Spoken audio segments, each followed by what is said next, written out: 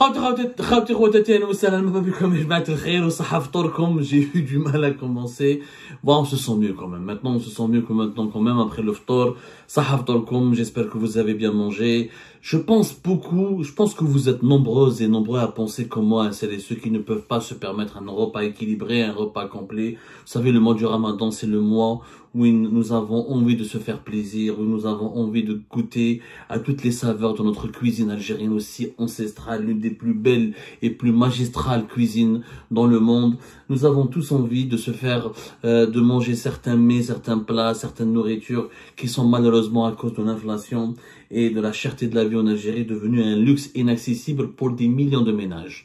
Donc une grande pensée aux plus précaires, aux plus pauvres, aux plus nécessiteux d'entre nous et à celles et ceux qui ont basculé dans la précarité à cause de cette crise économique et sociale qui a déséquilibré l'Algérie depuis au moins 2020, début de la Covid-19, on peut ne pas dire depuis 2019, et le début de la crise politique qui a déstabilisé énormément l'Algérie sur le plan macroéconomique.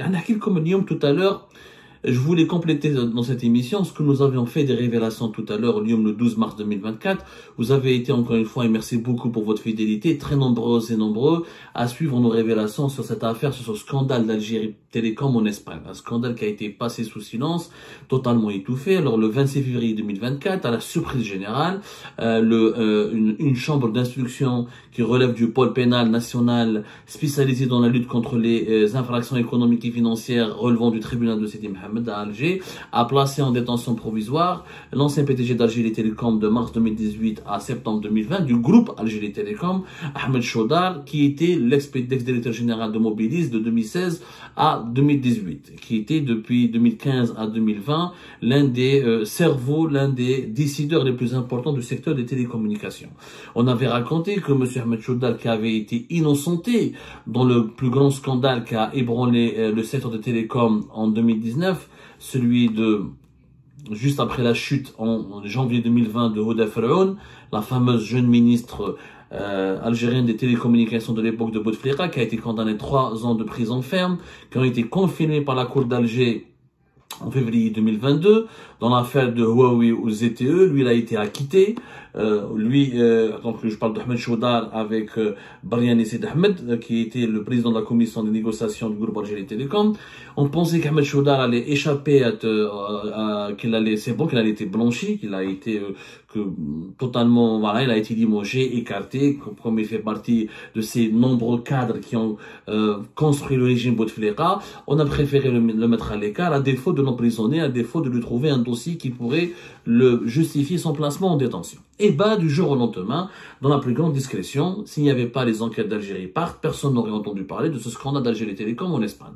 Brièvement, je rappelle les faits, ce que nous avions révélé tout à l'heure au cours de la journée. Donc, Algérie Télécom en Espagne faisait l'objet d'une enquête du fisc espagnol, qui pensait, qui avait estimé, qui a porté de graves accusations contre un Algérien, Samir Brahimi, qui est le neveu de l'Akhdar Brahimi, qui est un interprète établi en Espagne et qui travaille avec l'ambassade d'Algérie en Espagne et qui lui connaissait une société espagnole appelée Lucano, mais gérée par un Turc, un homme d'affaires turc.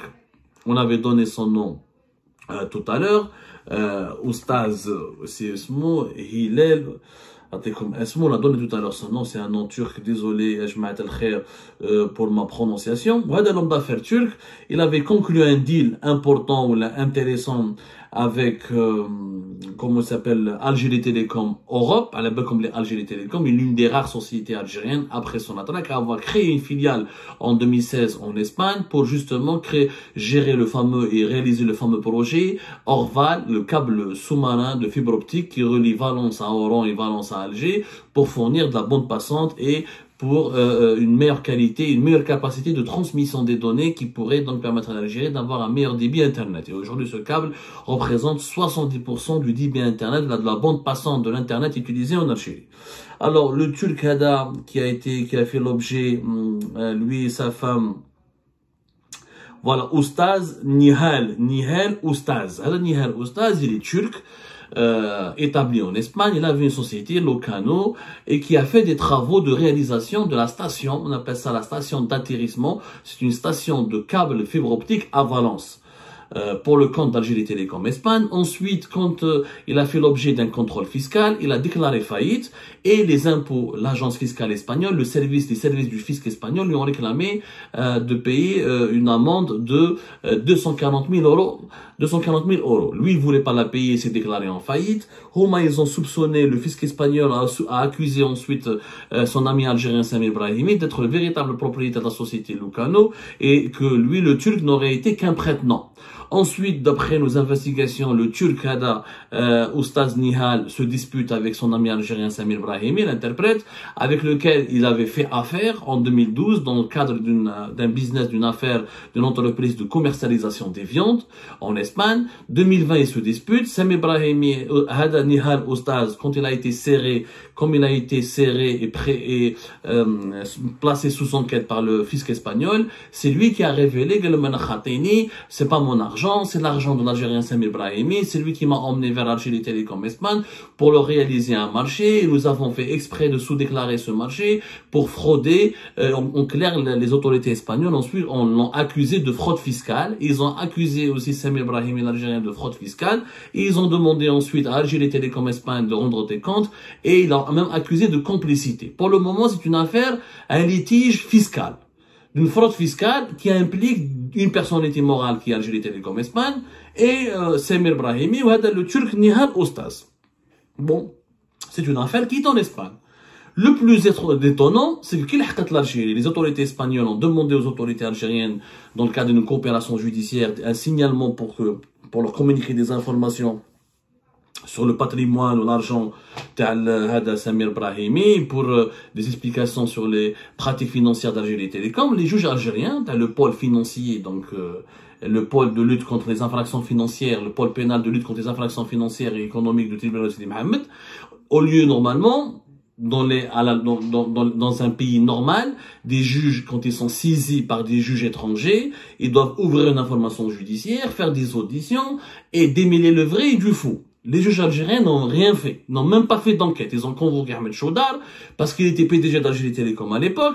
Ils l'ont directement inculpé de trafic d'influence, de corruption, d'abus de fonction, d'abus de privilèges illicites, de dilapidation d'argent public. Ou Samir Brahimi, ils l'ont mis en prison. Alors que les autorités espagnoles voulaient enquêter sur une fraude fiscale. Ils voulaient se faire payer, ils voulaient récupérer de l'argent. À l'époque, dans les pays développés, on n'entre pas en prison pour la fraude fiscale. On entre en prison pour une fraude fiscale lorsque la note elle est de plusieurs millions d'euros. Et encore, souvent, quand il y a de grosses fraudes fiscales, c'est du sursis, c'est des négociations, c'est des redressements fiscaux, c'est des sanctions financières. Ça sert à rien de mettre en prison quelqu'un pour fraude fiscale, puisque l'État, le fisc ne va pas récupérer son argent. Ils veulent pas le mettre en prison pour le nourrir, ils veulent récupérer l'argent d'abord. C'est ça ce qui leur compte, parce que c'est avec les impôts, c'est avec la collecte de l'impôt que les pays développés, notamment européens et occidentaux, construisent leurs infrastructures, entretiennent leurs services publics et assurent leur développement. En France, par exemple, même pas 20% des personnes condamnées pour fraude fiscale rentrent en prison. Donc il y a un pourcentage très faible et ça concerne des grosses sommes. Là, on est dans une somme de 250 000 euros. Donc, le problème dans cette affaire, c'est que les juges algériens, comme d'habitude, ne cherchent pas la vérité. Ils jettent les gens en prison, ils brisent des vies, ils emprisonnent des gens et des personnalités, mais ils cherchent jamais la vérité. Ahmed Choudar, انا ما ندافعش عليه باش تفهموا مليح يا جماعه. اقراو les articles d'Algérie Par. J'étais parmi les plus critiques en 2018, en 2019 et en 2020. Je l'ai attaqué à maintes reprises, je l'ai dénoncé à maintes reprises, et je l'ai même dénoncé et je l'ai même critiqué ouvertement. Mais force est de constater que dans cette affaire, il est totalement innocent. On a placé en détention un cadre qui a eu un comportement vertueux. Parce que l'affaire Hadi, où je dis Ahmed Choudar, au lieu de choisir une société espagnole qui a proposé 1,7 million d'euros pour construire la station, l'infrastructure qui servait de station pour les câbles de fibre optique à Valence, il a traité avec le Turc Hada Oustaz, Hada Nihal Oustaz, pour réaliser le marché avec 750 000 euros. Il a économisé à Algérie Télécom 1 million d'euros. Donc, il n'a pas dilapidé l'argent. Comment la justice algérienne peut l'accuser d'avoir dilapidé de l'argent, alors qu'en réalité, il a économisé l'argent de l'entreprise. Il a économisé l'argent d'Algérie Télécom, qui, je rappelle, elle est une entreprise étatique, et donc, c'est de l'argent public.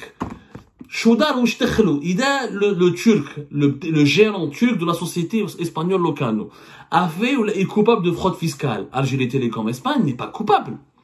N'est pas du tout coupable du comportement du comportement immoral ou du comportement illégal de la part du gérant de son prestataire par rapport aux autorités espagnoles. Algérie Télécom, elle avait un marché, elle voulait réaliser un marché entre 1,7 million d'euros et entre une autre entreprise qui a proposé 750 000 euros.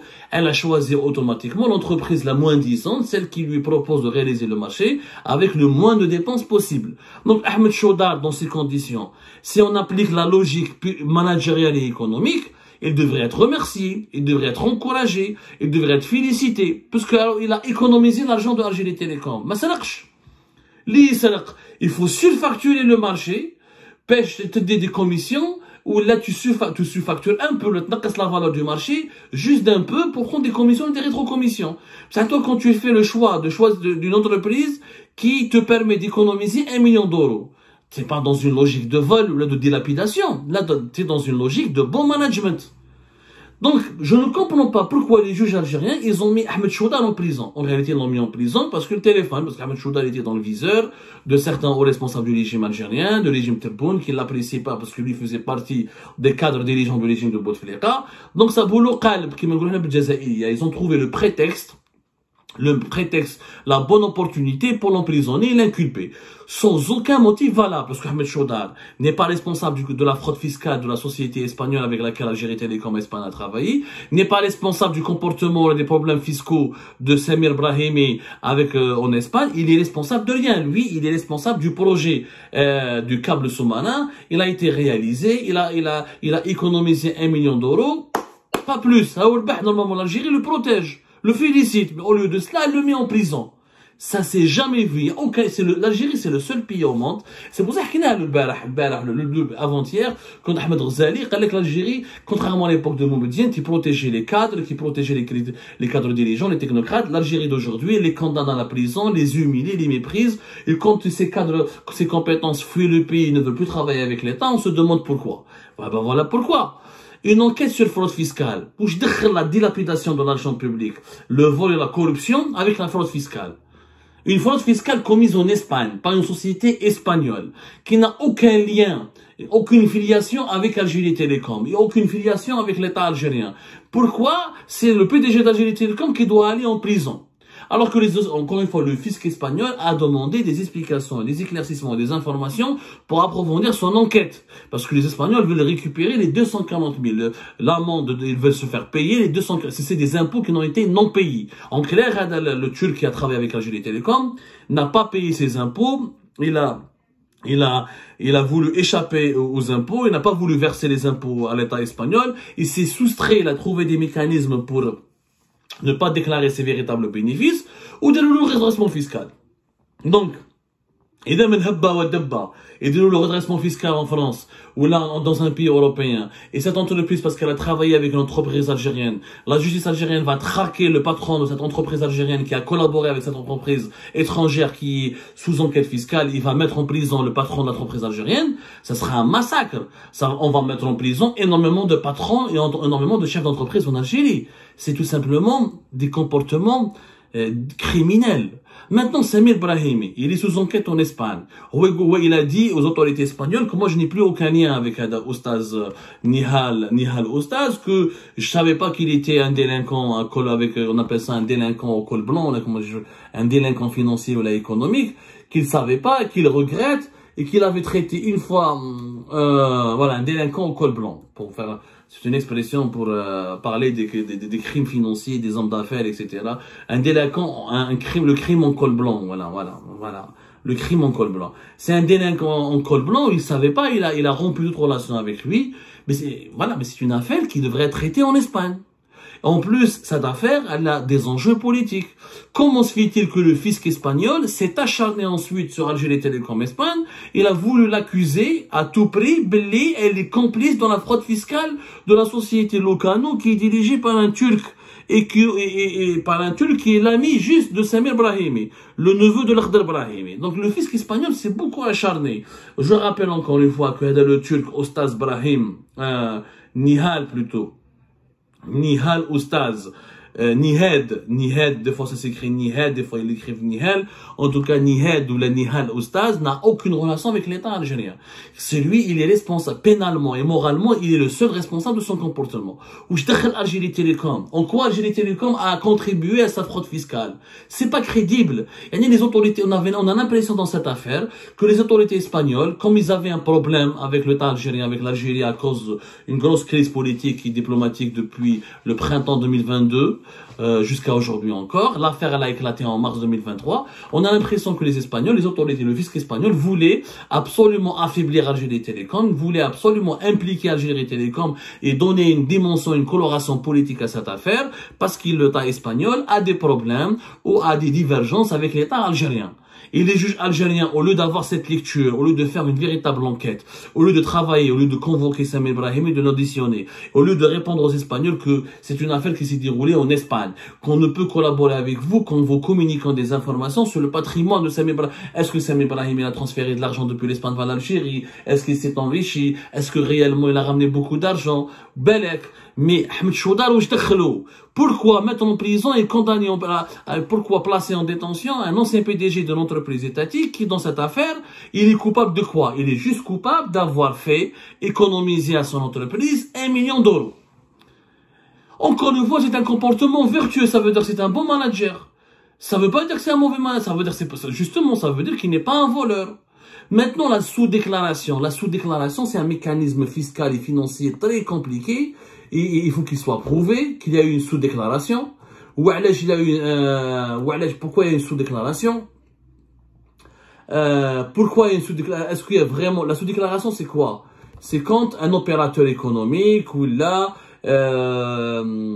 il diminue, et sciemment, et délibérément, il va diminuer le montant de ses charges pour ne pas pouvoir payer des cotisations sociales. Il va diminuer le montant de son marché pour sans déclarer certaines de ses charges ou certaines de ses dépenses pour ne pas avoir à payer des impôts. C'est un mécanisme de fraude fiscale, mais il faut qu'il soit prouvé. C'est aux fiscalistes de le prouver et ça se traite dans un tribunal spécialisé en affaires commerciales et économiques, mais pas dans un, c'est pas au pénal.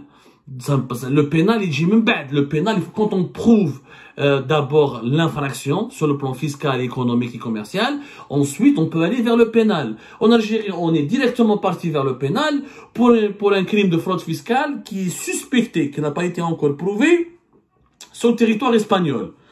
Donc clairement, c'est une instrumentalisation politique. Ahmed Choudar était dans le viseur.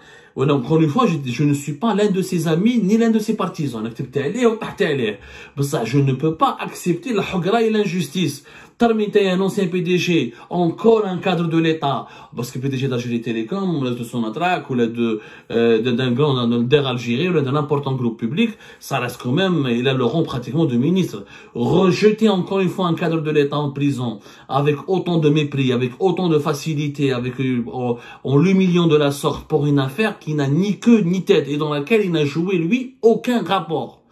Quand Mohamed Choudar, s'il voulait voler, il aurait surfacturé, il aurait eu des traces, il aurait bénéficié de certains virements, il aurait pris des cadeaux, il aurait touché des commissions. Or, le fisc espagnol n'a jamais accusé un responsable d'Algérie Télécom d'avoir touché des commissions. On parle d'un mécanisme de fraude fiscale et d'évasion fiscale.